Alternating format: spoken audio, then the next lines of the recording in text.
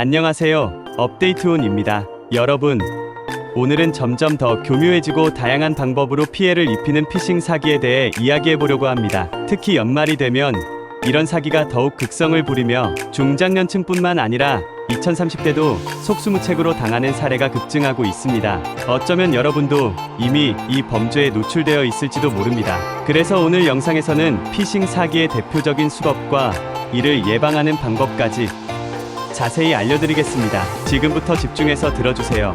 요즘 하루에도 몇 번씩 걸려오는 스팸 전화, 정말 짜증나지 않으신가요? 저도 최근 핸드폰을 새로 바꾸고 나서 스팸 전화나 문자가 부쩍 늘어난 걸 체감하고 있는데요. 최신 기기로 바꿨다는 이유만으로 경품을 드린다, 특별 혜택이 있다 같은 메시지를 받거나 대출 관련 전화가 쇄도하는 경우가 많습니다. 매일 수신 거부를 해도 알 수 없는 번호로 다시 연락이 오는 건 정말 의심스럽기까지 한데요. 하지만 문제는 단순한 스팸 전화에서 끝나지 않는다는 것입니다. 최근에는 문자나 카카오톡을 이용한 피싱 사기가 더욱 기승을 부리고 있습니다. 나는 이런 사기 안 당해라고 생각하는 분들도 많으실 겁니다. 하지만 놀랍게도 피해자 연령대가 20대부터 50대까지 고르게 분포되어 있다는 사실 알고 계셨나요? 즉, 누구나 당할 수 있는 위험이 있다는 뜻입니다. 그래서 오늘은 피싱 사기의 주요 유형과 피해를 예방하는 방법을 자세히 알아보겠습니다. 피싱 사기는 금융기관 등을 사칭해 개인정보를 불법적으로 탈취하고 이를 이용해 금전적 피해를 입히는 범죄입니다. 크게 보이스피싱과 메신저 피싱으로 나눌 수 있습니다. 보이스피싱은 전화로 금융기관, 정부기관 등을 사칭해 피해자의 금융정보를 빼내는 사기이며, 메신저 피싱은 가족이나 친구를 사칭해 카카오톡 등 메신저로 접근하는 사기입니다. 특히 최근에는 코로나19 상황을 악용한 문자 사기가 많아졌습니다. 예를 들어 재난지원금을 추가 지급한다, 방역지원금, 신청 링크 등의 메시지를 보내 사용자가 링크를 클릭하도록 유도하는 방식입니다. 자, 그럼 여기서 간단한 문제 하나 드려볼까요? 이 중에서 메신저 피싱 메시지는 몇 번일까요? 정부의 공식 재난지원금 안내 문자, 택배 주소가 틀렸다며 수정하라는 문자, 친구가 갑자기 카톡으로 급한 돈을 요청하는 메시지. 정답은 두 번째와 세 번째입니다. 정부 기관에서 보내는 공식 문자는 안전 안내 문자로 발신자 표시가 되어 있지만, 피싱 문자들은 웹 발신으로 되어 있으며 의심스러운 URL이 포함되어 있습니다. 이러한 링크를 클릭하면 악성 앱 설치를 유도하거나 개인정보를 입력하도록 유도하는 페이지가 열리는데요. 최근에는 택배 주소 오류 수정, 경품 당첨 등의 내용으로 사람들의 호기심을 자극해 클릭하도록 유도하는 사례가 많습니다.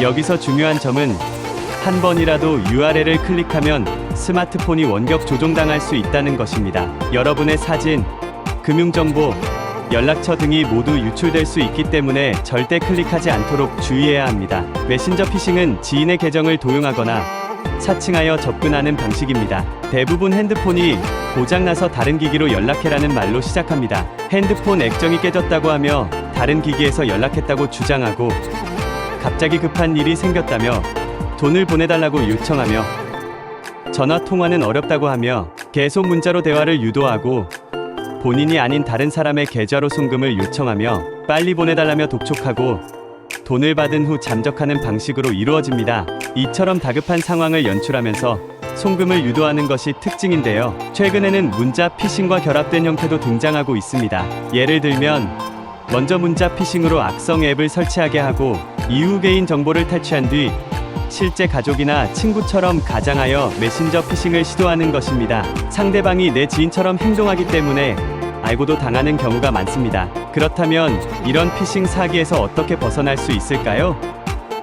의심스러운 메시지 속 링크는 절대 클릭하지 않고, 가족이나 지인으로부터 급한 송금 요청을 받으면 반드시 직접 전화로 확인하고, 금융기관이나 정부기관을 사칭한 전화는 무조건 의심하고 공식 사이트에서 직접 확인하며 스팸 전화 및 문자 차단 앱을 설치하고 수신 거부를 설정하는 것이 중요합니다. 만약 실수로 송금을 했거나 피해를 당했다면 즉시 경찰청, 금융감독원, 은행 고객센터에 신고하여 계좌 지급 정지를 요청해야 합니다. 마지막으로 매일 걸려오는 스팸 전화가 귀찮다면 한 번의 설정으로 차단하는 방법이 있습니다. 인터넷 검색창에 두나콜을 검색한 뒤 공정거래위원회 공식 홈페이지에 접속합니다. 소비자 보호 메뉴에서 수신 거부 신청을 클릭하고 본인 인증 후 수신 거부 신청을 완료하면 대출 및 광고 전화가 자동 차단됩니다. 이렇게 간단한 방법으로 스팸 전화 차단이 가능하니 꼭 한번 설정해보세요. 오늘은 점점 더 정교해지고 있는 피싱 사기 수법과